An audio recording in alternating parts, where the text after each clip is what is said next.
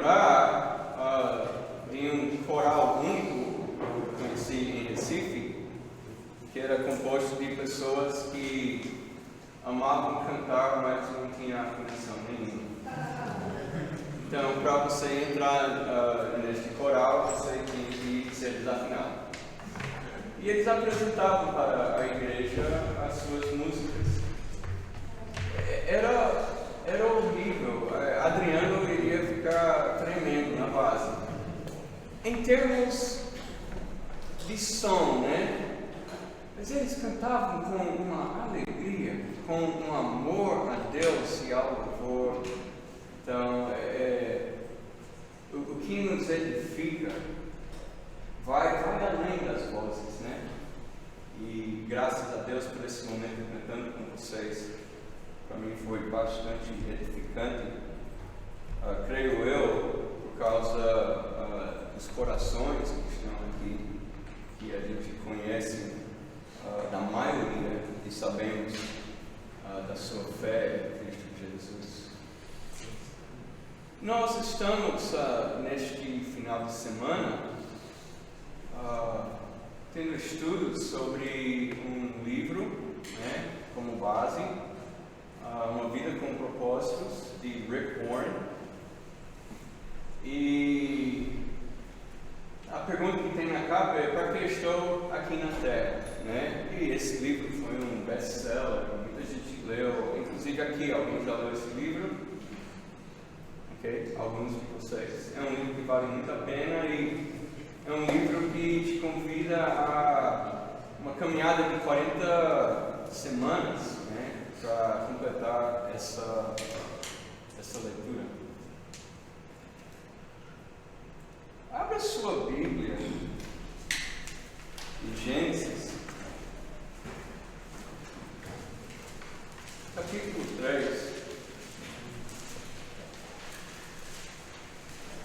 E nós temos aqui a primeira pergunta da Bíblia, e essa pergunta sendo feita pelo próprio Deus. E foi no versículo 6 que a mulher viu que a árvore era boa para se comer, agradável aos olhos, árvore desejável para dar entendimento. Tomou do seu fruto e comeu, e deu também ao marido, e ele comeu. Então os ambos se abriram os olhos e, percebendo que estavam nus, costuraram folhas de figueira e fizeram cintas para si. Então houve a transgressão, né, a desobediência a Deus, e no que acontece aqui é que Deus chega, e Deus estava vivendo com Adão e Eva, Deus estava junto a Adão e Eva. E Deus faz uma pergunta até estranha.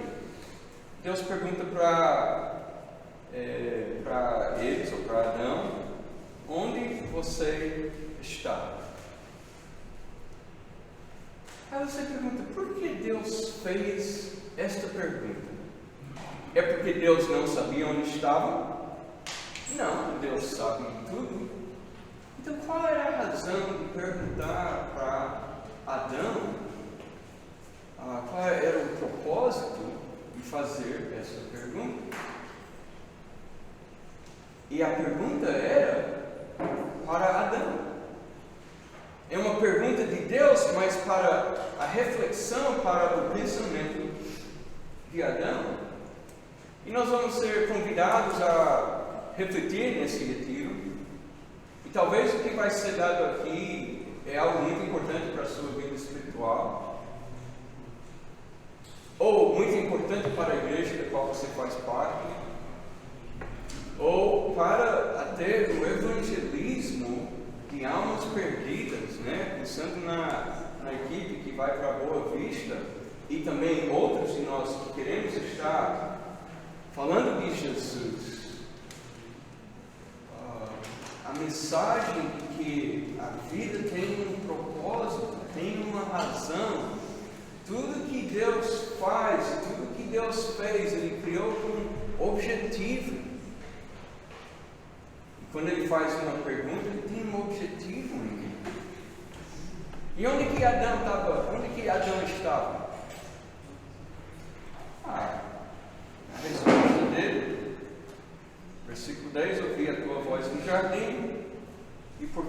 estava nu, tive medo e me escondi.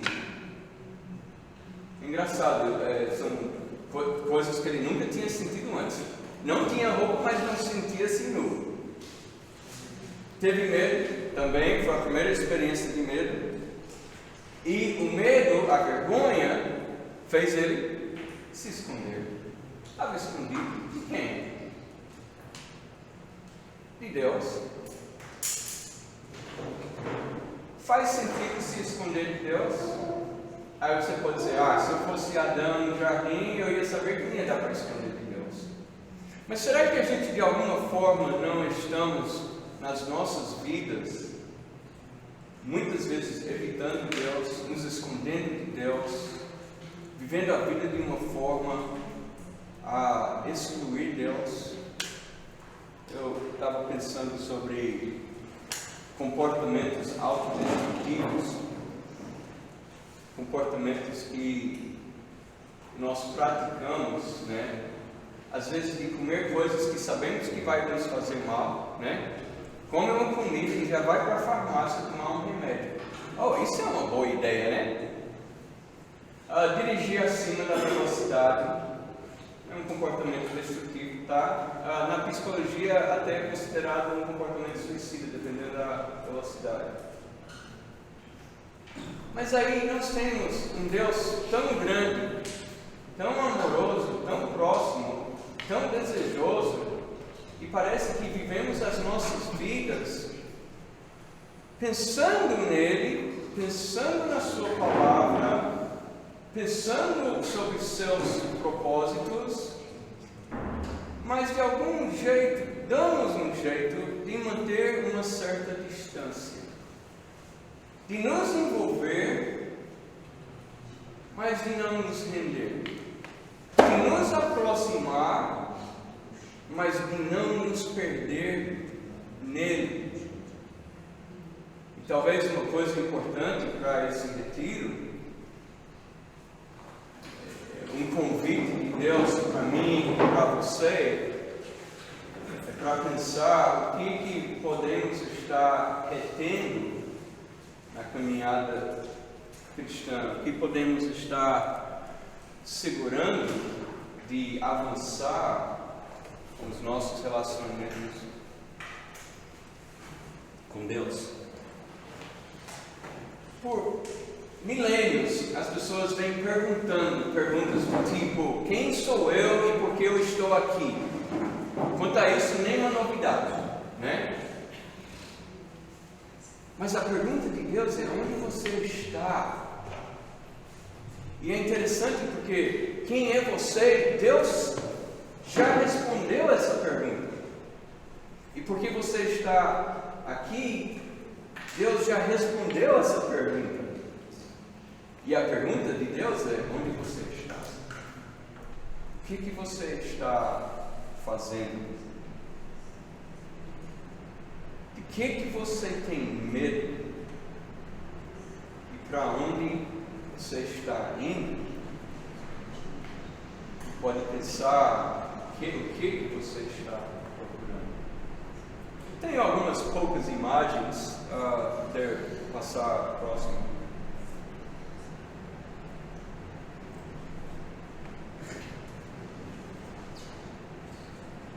Ou não.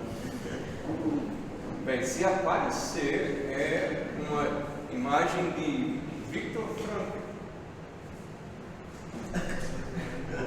Não é ele. Não é ele.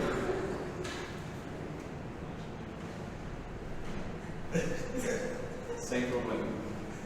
Viktor Frankl, um neuropsiquiatra austríaco, judeu, um homem que se interessava em ajudar pessoas, né? Buscava, tanto através da psicologia quanto da medicina, ajudar muita gente. Mas ele e a sua família, por serem judeus, os alemães foram cercando, e eles acabaram indo para um campo de concentração.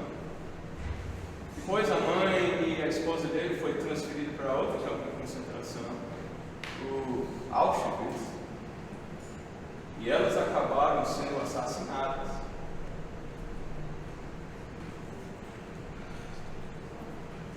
E aquilo foi terrível. Aquela situação toda horrorosa. Mas ele encontrou algo no meio de morte, fome, frio e desespero ao observar as pessoas. Então, tinha pessoas que morriam logo naquelas condições. Tinha pessoas que não tinham resistência nem para a fome, nem para o frio, nem para uma tortura. E ele ficava impressionado porque tinha gente que não iria abrir mão por nada da vida.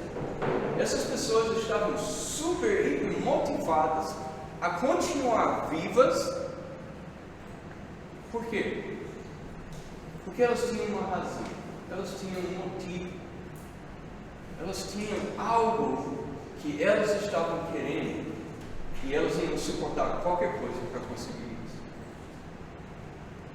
Pode ser que era a esposa ou o filho ou alguma coisa que a pessoa pensava, será que está vivo?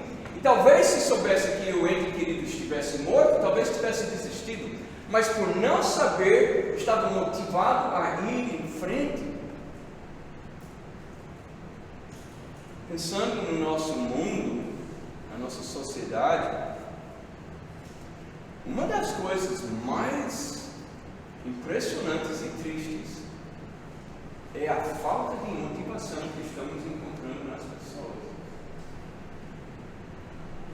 Antigamente ninguém queria repetir de ano, agora as pessoas não se importam mais. O Victor Franco resolveu aparecer. Obrigado. Pessoas não se importam mais em não passar de ano. Pessoas não querem estudar mais, não querem trabalhar mais. Eu acabei de andar pelos Estados Unidos, percorri 4.500 quilômetros em 2 semanas com 2 filhas pequenas. Chegou uma hora que a Siena falou assim: eu não aguento mais! Aí eu olhei para a Trini e pensei, vamos comprar sorvete. E aí ela aguentou mais horas no carro depois do sorvete. Todo canto por onde passamos tinha placas de precisamos de trabalhadores, empregamos, oferta de emprego em todo canto. É porque as pessoas não estão querendo trabalhar. Aí é uma pergunta difícil, mas a ideia é: eu não vou trabalhar por um salário baixo, ou eu não vou trabalhar, eu vou ganhar bem. Aí fica em casa. É o que acontece com pessoas que ficam em casa. Elas vão virando parte da mobília, né? Vai se tornando um apetrecho do sofá. E vai perdendo a motivação, a razão. Pega o emprego para logo desistir e pedir o desemprego. Para fazer o quê? Ficar em casa assistindo o quê? Mais um seriado? Mais um filme? Mais um vídeo no YouTube? É isso que está movendo as pessoas? Então, isso está secando a alma humana. Isso está destruindo algo precioso. E os índices de depressão, os índices de ansiedade, os índices de suicídio, inclusive coisas como depressão infantil, que a gente nem ouvia falar quando eu era adolescente e jovem adulto. Farmácias, toda esquina, pessoas movidas a remédios, não que sejam ruins, mas é porque em vez de encarar a questão da alma, estamos encobertando com alguma coisa. E o convite é de pegar na mão de Deus e de olhar dentro. Deixar Deus entrar dentro de você. O Viktor Frankl criou a logoterapia. E se você lembra, o apóstolo João chama Jesus de Logos. E Logos é como se fosse um termo, um conceito filosófico, que é como se fosse a razão de todas as coisas. E ele chamou de logoterapia por quê? Porque para ele, a vida tem uma razão de ser, tem um propósito. E o Viktor Frankl defendia a ideia de que cada pessoa que está na Terra está aqui para um propósito ou propósitos. Aí a ideia qual é? Se isso é verdade. Aí a pergunta é: você tem encontrado o seu propósito? E quem vai te dar o seu propósito? Quem vai te doutrinar a respeito de quem você é e por que você está aqui? Eu e vocês sabemos de um monte de gente que quer te ensinar isso e que não tem nada a ver com Deus.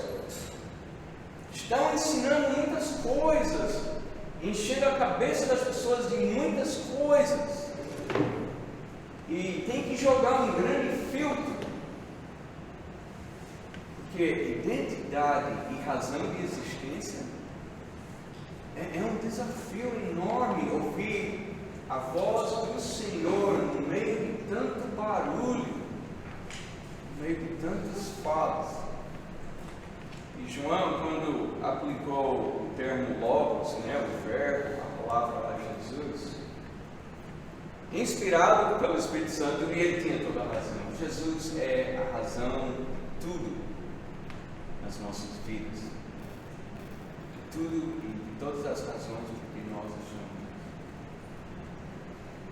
Então, aí vem a pergunta, por que nós estamos aqui neste mundo?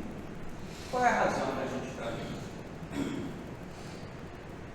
E se você olha o discurso de Paulo em Atos 17, se quiser abrir sua Bíblia, eu não joguei nenhum versículo no quadro, não para ser ruim, mas é porque você está com a Bíblia na mão e é bom manuseá-la.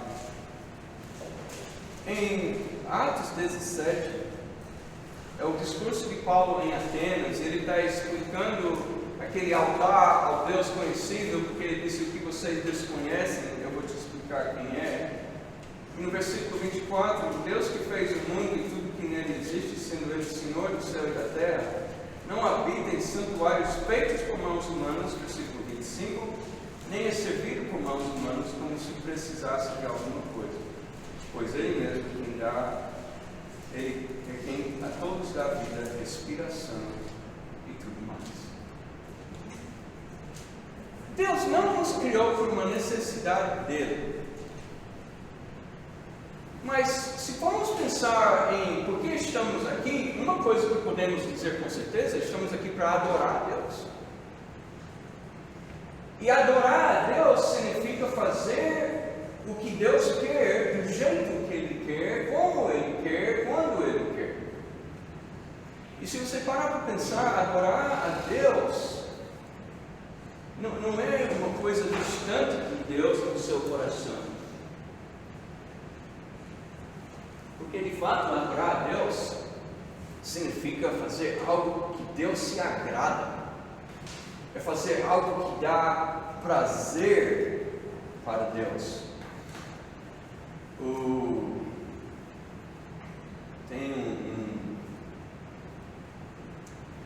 Eu estava numa casa, inclusive alguns talvez conhecem o Jerry e o Hyder nessa viagem. E eu fui jogar bolhas de sabão no quintal para as crianças e o cachorro brincar, só que o cachorro comia todos. E minhas filhas lá brincando, a senhora falou assim: papai, estou sentindo cheiro de carne. Cheiro de carne. Aí eu: é mesmo. Aí eu disse: deve ser algum vizinho fazendo churrasco. Aí Deus falou: Não, é porque o cachorro comia as bolhas de sabão e passava mal, então eu pesquisei na internet e descobri que tem bolha sabor frango assado. Nossa, aí você está pensando, você não trouxe. Aí eu expliquei para a Siena, não, é que o cachorro está gostando de comer, esse cheiro é de frango assado, estava assim, roasted chicken, frango assado. Aí ela disse, não, coloca na sua boca, você vai ver. Aí ela olhou para mim, botou na boca, deu um sorrisão, aí ficou ela disputando com o cachorro para ver quem tinha mais bolhas. E aquele cachorro falou, dessa altura para pegar uma bolha, a senhora estava comendo tudo. Aí eu disse, onde foi fabricado esse negócio? Ela olhou e disse, não sei, ela olhou lá na China. Rapaz, é complicado. Tinha outros sabores lá, carne assada, não sei. Pode ser. Mas aí, pensando em bolhas, eu comecei a me lembrar das maiores bolhas de salão que eu já vi na minha vida. E foi numa viagem que fiz à Europa, estava em Barcelona, em uma pessoa em praça pública. Estava soprando essas bolhas gigantes e elas eram incrivelmente como elas mantinham a consistência por um tempo até estourar, né? Enormes. Eu ficava imaginando que liga tem nesse sabão, como essa pessoa cuidadosamente faz isso e aí consegue fechar a bolha e ela vai flutuando pela praça, né? Pelo parque que tinha lá. E aí isso me lembrou que fala em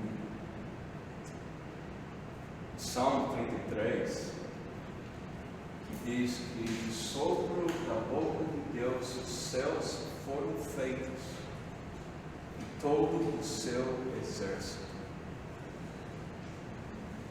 E se a gente tenta parar para pensar no tamanho do universo, ou em bilhões e bilhões de estrelas, ou do tamanho de uma estrela que é muito maior do que a Terra, e Deus está lá fabricando essas coisas com a sua boca. Então qual é o tamanho da boca de Deus?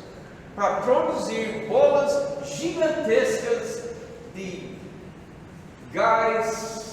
gasosas, de fogo que dura por séculos, milênios, e aí pensar que eu e você, desse tamanho, no planeta Terra, nós podemos fazer algo que desagrade ou que agrade, que cause um desprazer ou que cause um prazer em Deus. E Deus, ao nos criar com os seus propósitos, Ele se coloca nessa condição diante da gente, para que nós mexemos com Ele, para que nós tocamos Ele, no fundo do seu âmago. Lembrando o batismo de Jesus, né? Cristo, quando entrou nas águas, em Mateus capítulo 3, João não queria batizá-lo, mas no versículo 15 ele falou, mas Jesus respondeu, deixe por enquanto assim, que nos convém cumprir toda a justiça.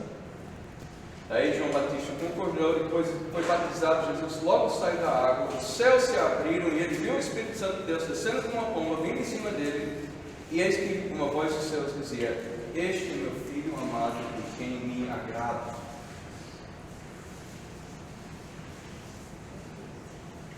E uma das coisas que agradava a Deus é que Jesus estava com o propósito na terra de cumprir toda a justiça de Deus. Aí isso é a frase técnica. Qual é a realidade? A realidade é, Jesus estava na terra com o propósito de cumprir toda a vontade de Deus. Cumprir tudo que Deus chamou ele para fazer. E Deus tem prazer nisso. Deus ama quando alguém o obedece, quando alguém confia nele. Aliás, sem confiar e sem fé, não dá para agradar a Deus. É o que o escritor fala em Hebreus capítulo 11. E aí a gente começa a pensar sobre Deus. E então ele criou-nos uma situação, ele nos deu uma identidade, nos deu uma razão de estar aqui.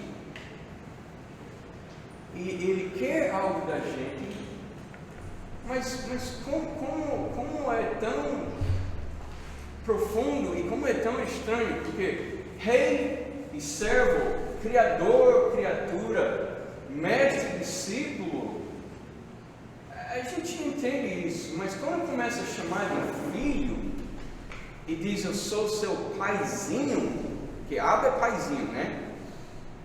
Papai do céu talvez é a coisa mais perto disso que a gente tem. Seu paizinho, e aí ele sai, porque rei, servo, mestre, discípulo, pai, filho, aí ele sai disso e aí ele se iguala. E ele diz, eu quero ser seu amigo. E se você é amigo de Deus, né, como Abraão foi chamado amigo de Deus, então Deus é o que ser? É seu amigo, aí é como se não tem hierarquia, não é um sobreposto ao outro, em termos de amizade. Eu sou amigo de Deus e Deus é meu amigo. E aí Deus está nos chamando para adorá-lo, mas quer que nós sejamos o seu amigo. Então, qual é o sentido disso? Eu lembro de um livro de Max Lucado que o título diz assim: não é sobre você. Quer dizer, a vida, o universo, não é a seu respeito. Quem é o centro de tudo e quem é a razão de todas as coisas? É Deus, é o Pai, é o Filho, é o Espírito Santo, é o Senhor. Sim, não somos nós. Porém, o ser incrível, grande, puro, perfeito, Ele nos cria e Ele olha para nós e Ele nos oferece a melhor coisa que Ele pode nos oferecer. E não é ficar com uma boa saúde até morrer, e não é ter o melhor emprego do mundo, nem fazer a melhor faculdade, e não é ter filhos que nunca fazem nada de errado. A melhor coisa do mundo que Deus pode nos oferecer é a gente estar com Ele, olhar para Ele, contemplar Ele. A adoração é para quem? É para Deus. Mas quem é o grande ganhador nesta relação? Um ser perfeito que não precisa de nada? Ou esta pessoa fraca, debilitada, que peca, que erra, que levanta, depois cai de novo, e aí eu sou convidado a contemplar Deus em toda a sua grandeza, em toda a sua maravilha, Deus em toda a sua plenitude. Qual é o resultado disso? Uma mudança em Deus? Quem é transformado por Deus, por contemplar Deus, por andar com Deus, com a amizade com Deus, somos nós. Ele continua sendo quem Ele é, e nós somos transformados da cabeça aos pés. Mas para isso, precisa se render, precisa dizer: Deus, estou cansado de fazer do meu jeito, estou cansado de empurrar com a barriga, estou cansado de correr, e quando chega no final do dia eu penso: que sentido fez? Foi mais um dia dia corrido que eu fiz N coisas, mas não encheu a minha alma, não me completou, não é o que eu estou buscando nem ansiando. O próximo, só para ler essa frase, se percebemos que a vida realmente tem um sentido, e nós estamos aqui para convidar o mundo a perceber que a vida tem um sentido. Percebemos também que somos úteis uns aos outros. Ser um ser humano é trabalhar por algo além de si mesmo. O nosso mundo está mergulhado dentro de si. Antes haviam ídolos, agora o ídolo é o próprio ser humano. E o que eu sinto é a coisa mais importante do mundo. Estamos na era dos feelings, né? Dos sentimentos. Ninguém pode sentir nada de ruim, senão a vida não vale a pena. Palavras não de Deus, palavras de um mundo que desconhece Deus. Na próxima imagem, nós temos aqui um seriado de TV. Eu estou aqui condenando o seriado de TV. Né? Esse seriado de TV eu assistia em 1982. Alguém aqui já assistiu The Greatest American Hero? Maior, melhor, super-herói, o maior super-herói americano. Pode ganhar para Super-Homem, Batman, todo mundo junto. Eu e meu irmão, a gente amava esse seriado. E o que acontecia? Ele recebeu uma roupa especial, essa daí, preto e branco, rubro-negro. E uns alienígenas deram para ele. E quando ele pegou o pacote e foi andar e ir embora e os alienígenas subiram, o manual de instrução caiu no chão. E aí ele não sabia o que fazer com a roupa. Então ele colocava a roupa e ele tinha visão, raio-x, invisibilidade, alta velocidade, podia encolher. Ele podia voar, mas ele não sabia como aterrissar. Então ele vivia batendo nas coisas, vivia voando, aí tinha um muro, e batia, só que com a roupa não se machucava muito. O manual de instrução estava lá, e eu me lembro, morrendo de dó dele, do dia que ele perdeu esse manual de instrução. Porque ele odiava as surpresas da roupa. Todo dia descobria uma coisa diferente, toda semana. E era sempre algo inconveniente, difícil, complicado e que colocava ele nessas situações. E eu ficava pensando, puxa vida, se ele pudesse apenas ter voltado a encontrar. Na época eu tinha 12 anos de idade.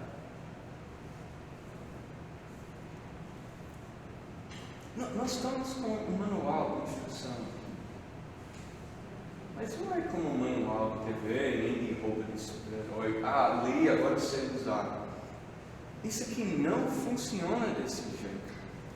Amizade com Deus, adoração a Deus, render-se a Deus é um processo, é uma caminhada, é uma jornada de vida e existência aqui na Terra. E é algo que nós não vamos encerrar aqui. Nós vamos levar isso para frente até que a gente passe desta vida para uma outra vida. Deixa eu ver como está meu tempo.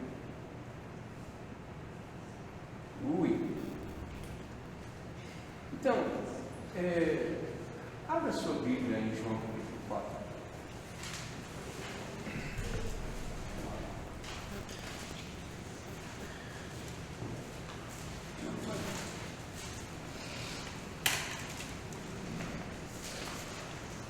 A história da mulher samaritana.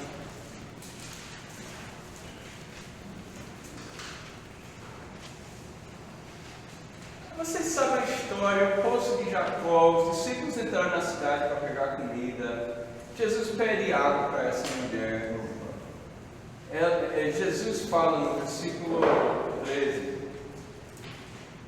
Ele diz, Jesus respondeu: quem beber desta água nesse poço voltará a ter sede, mas aquele que beber da água que eu der nunca mais terá sede. A água que eu lhe der será nele uma fonte a jorrar para a vida eterna. E aí a mulher pensou, eita, se isso é verdade, eu quero uma água assim. Jesus está mexendo na sede da mulher. Ela acha que é a sede física, mas ele está mexendo na sede da alma. E ele está dizendo, eu tenho a água para a sua alma. E Deus nos criou com um anseio por algo que só Deus pode preencher. E é por isso que o nosso mundo é muito confuso. Porque por mais que as pessoas correm atrás do que elas acham que vai preencher, nada vai preencher como Deus preenche. Nada. E Jesus estava dizendo, se você bebe desta água, e ele está se referindo a ele próprio, eu irei encher você até que vai jorrar de você para fora, e no caso para a vida de outra pessoa. Então a água viva é algo para cuidar da sede da sua alma. Mas aí você sabe onde fica a fonte, por isso que não passa mais sede. Não é que você bebe uma vez e para. É que agora você sabe onde fica a fonte. E você vai lá e você bebe toda vez que você quiser. Quantas vezes você pode abrir sua Bíblia durante o dia? Quantas vezes você pode falar com Deus durante o dia? É um bebedouro 24 horas. 7 dias por semana, 30 dias por mês. Parece o cruzeiro que a gente foi no aniversário do casamento dos pais. Sorvete e pizza 24 horas. Você podia ir lá 3 horas da manhã, 5 horas da manhã. Fora todas as outras refeições, né? Aquilo ali é feito para você. Sai uma bola, mas hambúrguer só 12 horas por dia. Olha que triste. Pizza e sorvete. Aí Deus diz aí, você acha que pizza e sorvete é bom? Eu estou à sua disposição 24 horas por dia, 7 dias por semana, 30 dias por mês, 360 dias por ano, até o fim da sua vida. Tem outra ânsia aqui em João 4.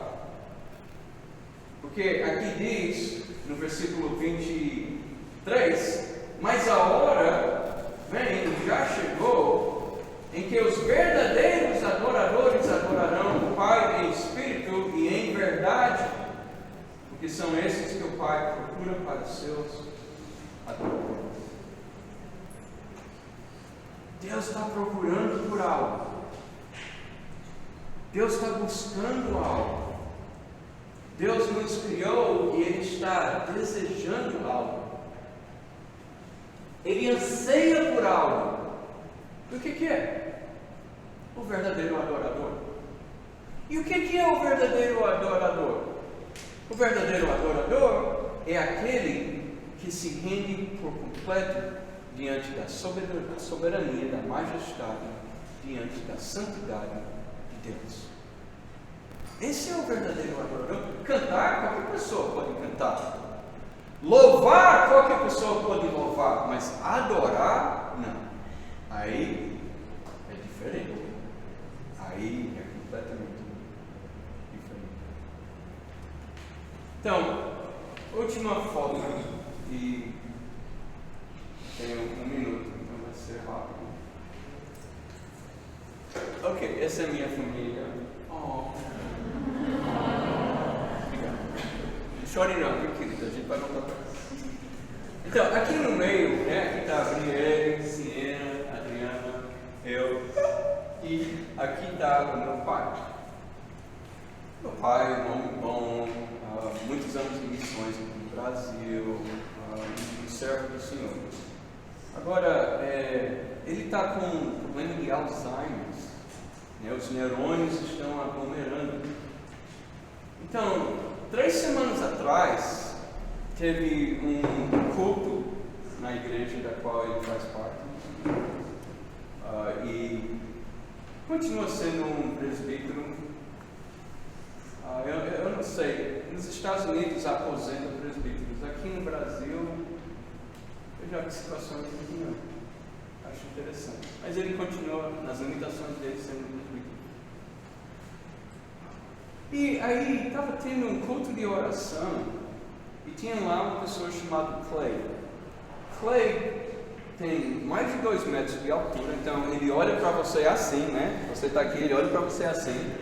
E todo brasileiro que chega em Jordan, ele chega para o brasileiro e diz: seu sovaco fede. A gente ensinou umas frases muito legais. Todos os brasileiros gostaram de Clay, menos uma mulher que ficou ofendida. Ela foi chateada e saiu para o banheiro para se lavar. Mas Clay está com câncer no pâncreas. Foi descoberto agora. E todos os cânceres que você possa não querer ter, não queira esse, porque esse pode ser fatal. Então é uma reunião de oração, e estão preocupados, e outro irmão que ia fazer uma cirurgia de coração, e esse era o ambiente. Aí meu pai terminou a reunião, mas meu pai levanta, e eu não estava, mas minha irmã pensou: o que ele vai dizer? E meu pai às vezes fica confuso mentalmente. Por exemplo, chegou na correspondência dele uma carta para ele, uma carta para meu cunhado e uma carta para minha cunhada. Ele não conseguia decifrar esses 3 nomes na caixa postal dele. Então minha irmã estava com receio. O que ele vai falar, né, nesse momento tenso? Aí ele diz: uns 25 anos atrás eu ia fazer uma cirurgia de hérnia e estava no hospital esperando uma anestesia,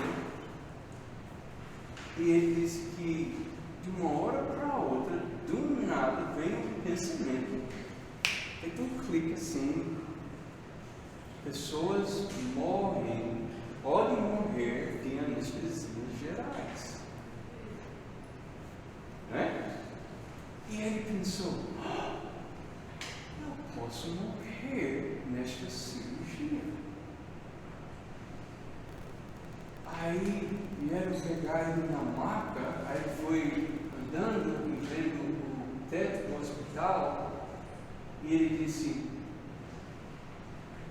amanhã eu poderia estar olhando Deus nos olhos.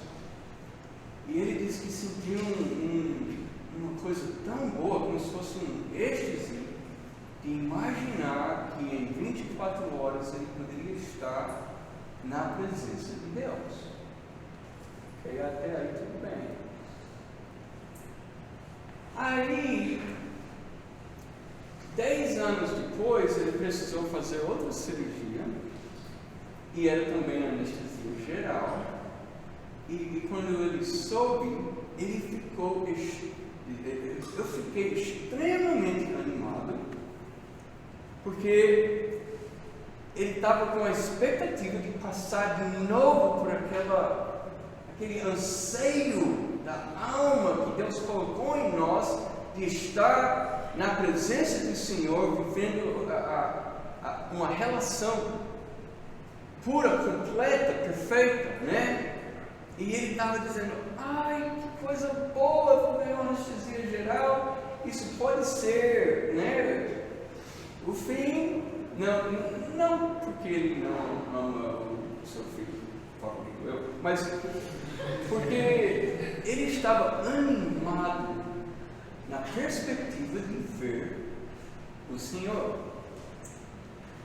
Só que 14 anos atrás, mais ou menos 15, 14 anos, Clay, que estava com câncer no pâncreas, e outro irmão que morreu de câncer nessa mesma congregação, eles são homens fiéis,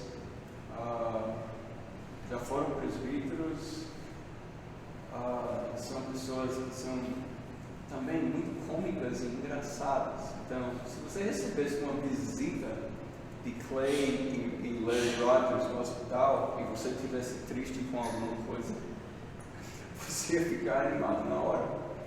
Eles chegaram lá e fizeram tanta coisa, oração, palhaçada, cantaram, e Clay canta assim, né?